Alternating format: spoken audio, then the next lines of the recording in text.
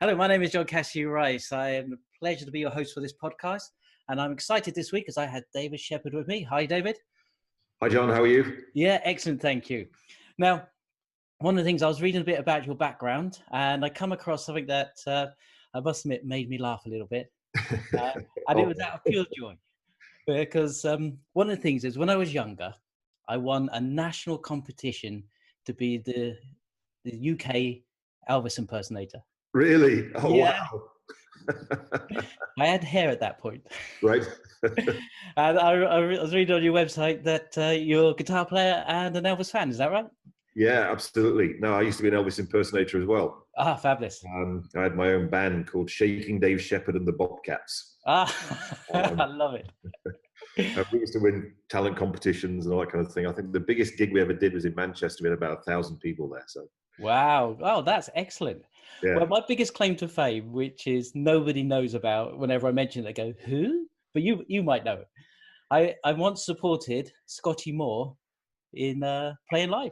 Wow. Okay. Now for me, that's a major claim. Because Scotty Moore, yes, one of my guitar heroes. Oh, absolutely. Yeah. So it's you're the only person I've ever had that reaction from, by the way. Yeah. Wow. That's a big one for me. Excellent. So you've been involved in NLP for how long now? Actually, in the NLP business for 25 years this year. Actually, 25 years this month. Wow. The Performance Partnership was founded in May 1993. Right, excellent. I do remember when I was first started getting involved in this area that I attended one of your hypnosis courses. Oh, right. Oh, cool. Excellent. So, yeah. Hey, so tell me a little bit about your journey. How did you get to this point? I mean, it's an interesting one, really. I was very successful in the city in IT. I worked for Reuters Trading Room Systems. Then in 1990, I decided that wasn't something I wanted to do anymore. I decided to set up my own business. And I bought a franchise for a management consultancy firm. And part of the franchise deal was that you got trained to be a consultant. And on that training program, one of the days was on this thing called NLP. Yeah. And I loved it. I'd never heard of it before. And I absolutely loved it. How to use NLP in sales. So I asked the trainer, where can I find out more? And he said, I only know one book, which was Tony Robbins' Unlimited Power. Yes. Yeah. Which, how things have changed over that period of time. You couldn't get it in a regular bookshop. You had to send away and get it ordered, from a specialist book company. It arrived in brown paper wrapping so that nobody could do it. Was that Anglo-American books by any chance? It wasn't. I hadn't come across Anglo-American at that point in time. It was a company called Success Resources, I think it was. Okay. Success Formulae. Right. No, I don't know that. So. I devoured the book. I thought it was just fantastic, and I was also got into coaching about the same time with this organization. And they trained me as a coach, but I wound up using all the NLP stuff I got from Unlimited Power. Yes. So then I started reading all the Bandler and Grinder books and all this kind of thing. And decided I wanted to go the NLP route. But the company didn't want to do that. So I left, set up my own thing, set up a company doing firewalk seminars. Yes, great fun. 92, before even Robbins had been here to do one.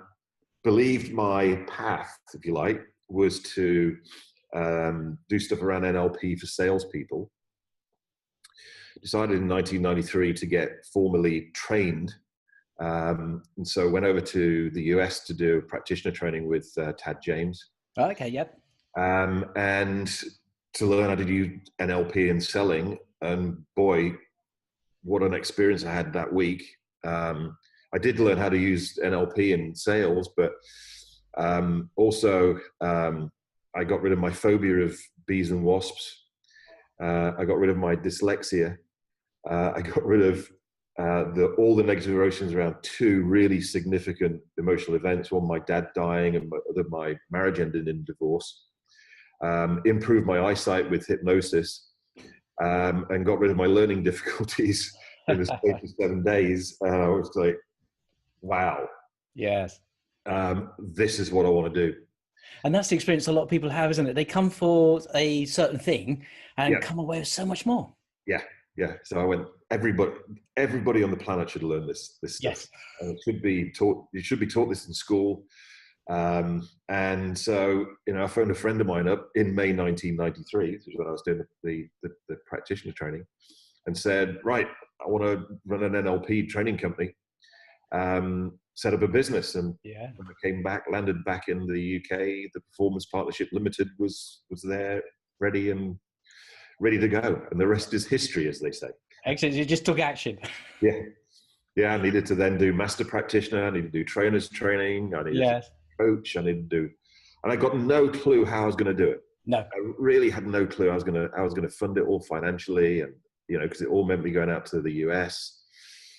Yeah, because at the time, what people don't realize, there was very little NLP training in the UK. Yeah, and there certainly wasn't the style of training that I now do with our practitioner, master practitioner trainers training.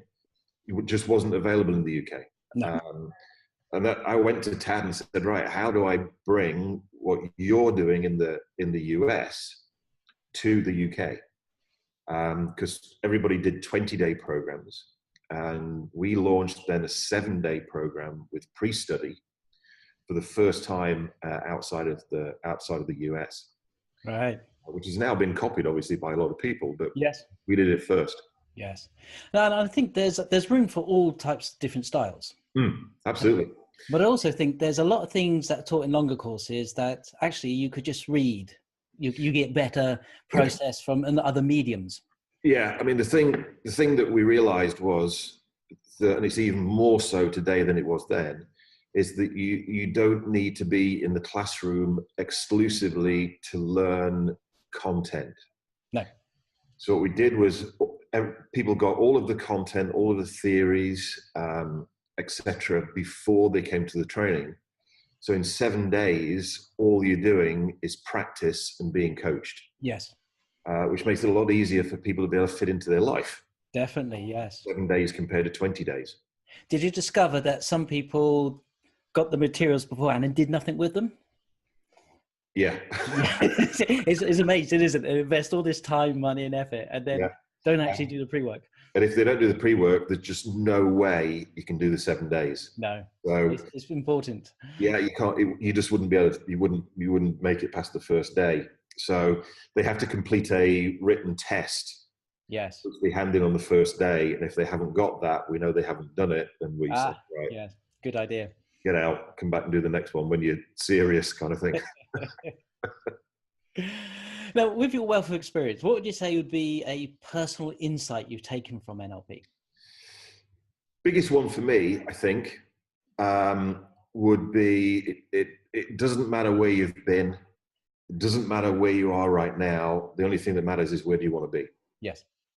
And I'm a personal example of that. I think the other insight that I got, I was talking about this actually over the weekend, was that a lot of my students, a lot of my clients come to me and ask me whether I can work with them on getting a particular result. Yes. And I'm in a position where I go, I don't know if that's possible or not. Right. I search around and I find that nobody else has done it. So I've got no reference. And I say to them, but I'm willing to act as if it's possible long enough to find out whether it is or not. Yes. If you're willing to work on the same basis, then, we've got a deal. We're working together. And I haven't actually found that much that's impossible yet. No. Which, so I don't know where the boundaries are, where the edges of this thing, which I think is exciting.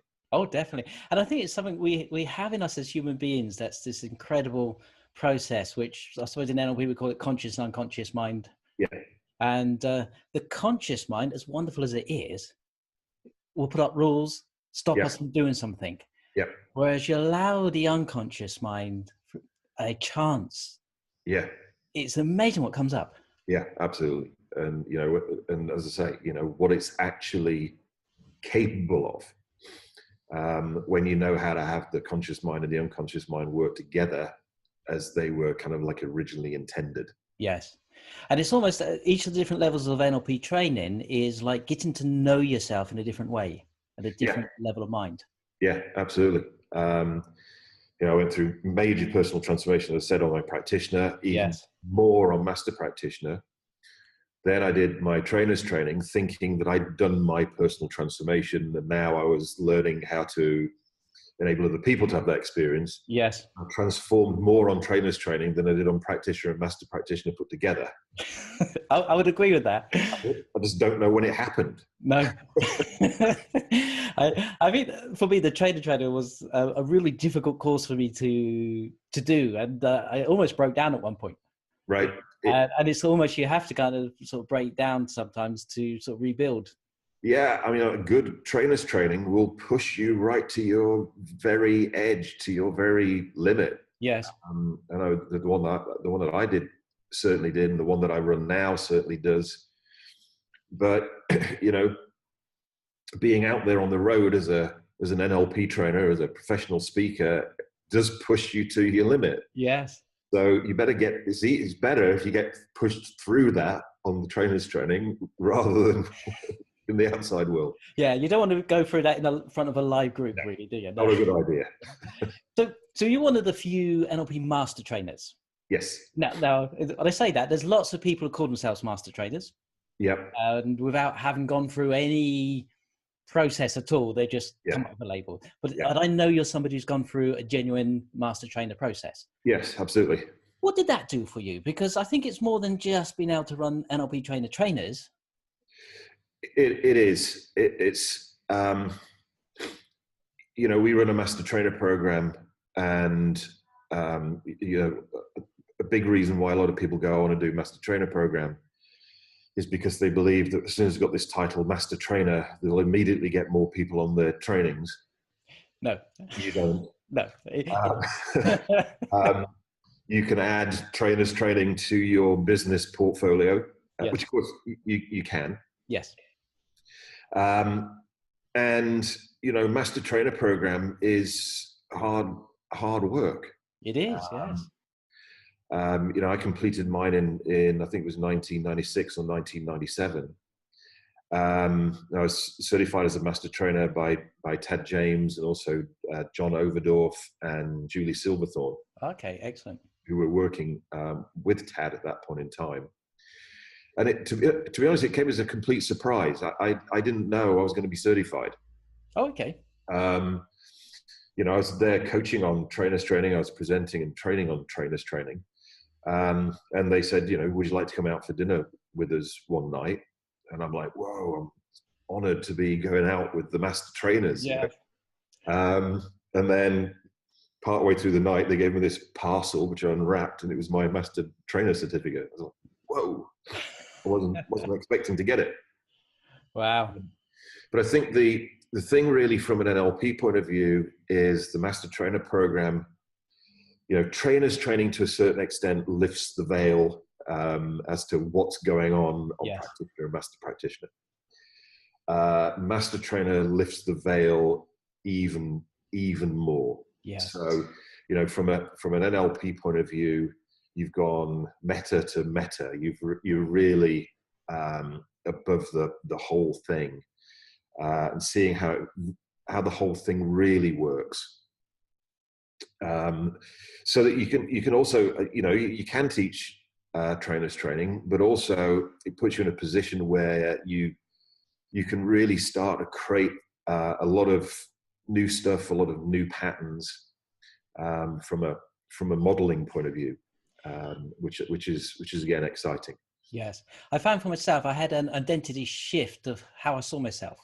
Yes, yeah, big style. I mean, I got that on trainers training. I think that was the big transformation for me on trainers training. Was that when I came home, people went, "What happened to you? Who are you?" And then there was definitely another one as a result of going through the master trainer program. Yeah. I mean, I can remember one particular experience. I was coaching on a trainers training in Vancouver. We got about 95 people on this trainers training. but we didn't have enough coaching assistants. Okay. So Tad said, okay, I'm going to have you coach 3 groups at the same time. Yes. So I'm in a room, I've got a group over here, I've got a group over here, I've got a group in front of me. And so I've got 3 trainers standing up at the same time, doing 5 minutes of Milton model patterns, triple induction. Yes. And then they were all expecting me to give them feedback at the end of it. That was a baptism of fire. It really was. And you just got to have to step up to the plate, step up to the mark. Oh, definitely. And so it's a whole bunch of those kind of experiences, because certainly one of Tad's criteria for making somebody master trainer is that they can deliver any of the material from practitioner, master practitioner, and trainer's training with no warning, no manual, no slides, no notes. Yes. And he said, if you were stranded on a desert island, you'd be able to recreate all of those trainings from memory. Yes. Well, it's in the title, master trainer, isn't it? You've got to step up. Yeah, no, absolutely. And so I knew at any point in time, he could throw that at me. Yes. And he did a number of times. I mean, I went out to coach on a practitioner training, and he just said to me, okay, David, starting tomorrow, you're doing all the morning sessions. And that was it. Yes. Because normally it was like, who wants to do this morning session? Who wants to do this morning session? Who wants to do this morning session? And he just goes, okay, we're making this really easy. Dave's doing all of them. Okay. Yes. It also shows that he trusts you. Yeah, absolutely. Yeah. Though there was one day I'd done the morning session on the Milton model, from like 10 till 12. No, it was from 8 till 9:30. He came on at 10 o'clock to teach submodalities. And we were about 15 minutes into the session, and he goes, okay, 15-minute break starts now. And we're not supposed to have a break for another hour and 15. So I'm like, what the hell's going on? He goes, next time, Dave, bring him out of trance.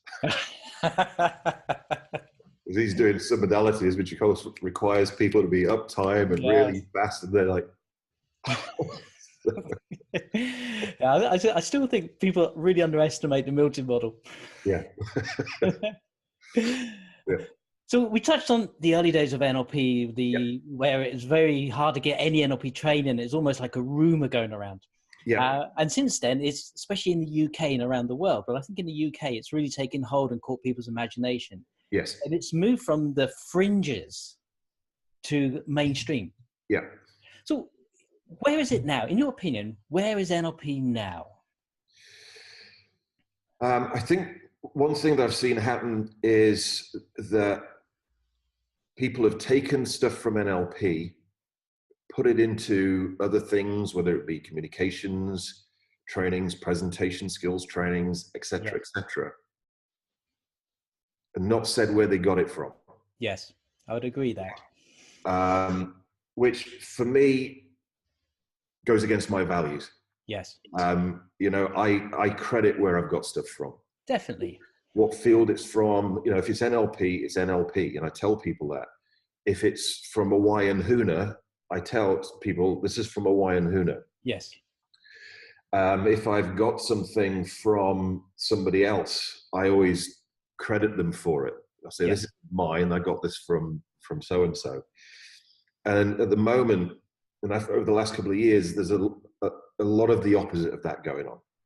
Yeah. There's a lot of plagiarism going on. There's a lot of taking stuff from NLP and not saying that it's NLP, which I think is a bit of a shame. Yeah. Because what it does is it prevents people, if people like it, because they don't know where it came from, they don't know where to go and find more of it. So it's actually quite disempowering for the audience. Yes. By not saying where it comes from. I think also what's happened in NLP over the last couple of years And, you know, you mentioned this thing about people just self-anointing themselves. Whatever level it is. Master trainer or whatever. Yeah. And, you know, I always think this thing about, you know, I would never say I was a master of anything. I think it's something that is bestowed upon you by other people, yes, not yourself. You know, and I quite often say, as soon as I became a master trainer of NLP, that's when I realized how little I knew. It feels like starting. Yeah, yes, yeah, absolutely. So I think what's happened is there is a lot of NLP training out there which is very poor quality. Yeah, it's a real shame. Yeah, and you know, I've met so many people, because a lot of people haven't got anything to compare it with. No. So they think an NLP practitioner training is an NLP practitioner training is an NLP practitioner training, and they're not. No. So in all good faith, they book on and pay for this particular training, but because they haven't got anything to compare it with, either they don't get a great result, and so they don't go, that wasn't a good NLP training. They go, NLP doesn't work. Yes. And they throw the baby out with the bathwater, which again, that's a crying shame, I think. Or then they come and do a training with somebody else, and as a result of that, they get a comparison and they realize that what they'd done before wasn't of the appropriate quality. No. And, you know, I've had some people get very, very, very upset because they realized, if you like, they've been ripped off yes, for a significant amount of money. I've had people cry. Yeah, me too. Yes, good when they have that insight. Yeah. And, you know, and then you go, well, we have an open arms policy. So if somebody's done certification training with somebody else, they can come and do ours for half price. Yes. But they quite often, you know, and this is where the tears come, they go, well, I haven't got any money left. I had that one free event that I did. There was a whole bunch of trainers of NLP appeared on my free introduction to NLP. Yeah. And, you know, anybody's welcome, but yes. I was curious. I'm going, I've had that. Trainers of NLP, what are you doing here? And they said, well, we'd heard a lot about you, and since it was free, we thought we'd come along and see what you were doing. Well, okay, fair enough. But the thing is, you're very approachable. Thank you. I work on that. You've kept in contact with me over the years, and you know, we've had I attended one of your courses, and every now and again you've given me a call. Yeah, and you know, so each other at the NLP conference last year. And, yes. And you know, they then one of them came up to me and said, "I've learned more about NLP today on your free intro than I did in my master practitioner and trainers training." Yeah, it's sad, isn't it? It's No. I had a gentleman who flew over from Switzerland to do my free course. Right. Then I didn't hear from him again. Then he attended my public speaking course and said, I went over to America, spent 20 days on this NLP course out there. Right. And I learned more in your free course than I did the whole time out there. Yeah. And you're going, oh, such a shame. I know. It's yeah. And you know, these guys said, well, come and redo it. I haven't got any money now. No. I've spent it all, you know. Yeah. So where do you think NLP's going from this point here? Because it's almost as though there's some real treasure troves within NLP at the moment. There's a lot of fabulous stuff going on. Yeah. And like we've just been talking about, there's also sadly a lot of people kind of jumped on the bandwagon, and it's almost as though everybody and their dog's an NLP trainer. Yeah. So where do you see it going in the next 5 years? Well, I mean, one of the things that I've been working on, you know, because of that situation, and recognizing that situation, it's not good for the field of NLP. No. It's not good for business. It's not good, particularly for the business of, you know, the likes of us that offer very, very high quality NLP training. So what I've been working on is raising the visibility. So it makes it easier for people to be able to make a comparison between, you know, what we're offering compared to other people. Yes. And social media has made that a lot easier. So I do a lot of stuff now on video, like I do a weekly Facebook Live. Excellent. So that one, people can get the material, they can experience it for free, but also so that you go, okay, this is different from X, Y, and Z. Yes. I know there's various things going on in the NLP field at the moment about it being regulated, restricted. It's got to be scientifically proven, et cetera, et cetera, et cetera. Which I understand the intention of that. Yes. And though my thing around it is that if they attempted to do that with NLP at the start, there wouldn't be an NLP. No, because it almost shuts the gates, doesn't it, for everybody to have access to? It was a maverick field. I mean, you know, you look at John Grinder and Richard Bandler; they were mavericks. Yes. They were doing things that nobody else was doing. They were so as soon as you start putting into this too structured thing, I mean, obviously NLP is structured anyway. Yes. So I know there's that going on, which I'm not really into because I think it limits it. But my thing really is where I would like to see NLP going is becoming even more widely known. Yes. Very much around how people can apply it. Yes. You know, and get tangible results on a day-to-day basis in every area of their life. Yes. And people knowing that it's NLP that's enabling them to do that. Yes. That's that's my kind of